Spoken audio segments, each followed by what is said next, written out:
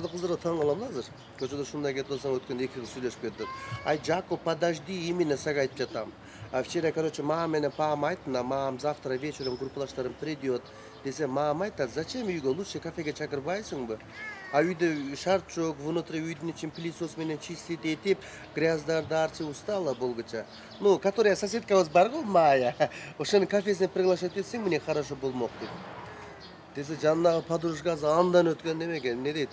Ай, маң дура ғой. Ты сама білишің керек, семьяңда одна дочь болғаннан кейін.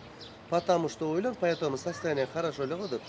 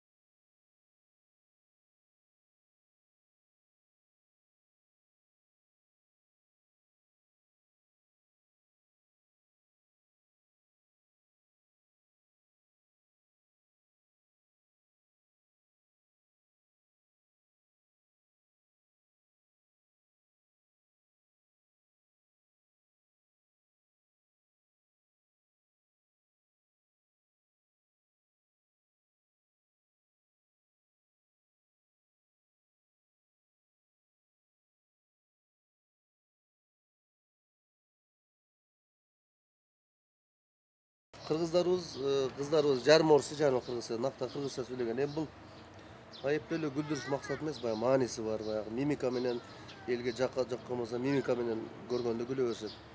Анан биздин рекламаларга таң калам да.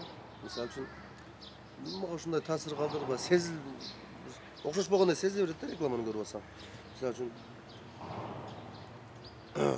баягы бийлеп туруп, бут кийимдин жакшысы, чоңотаңдын маасысы деп. Ошол эле реклама өзбекче болсо башкача болот эле, тили ширин.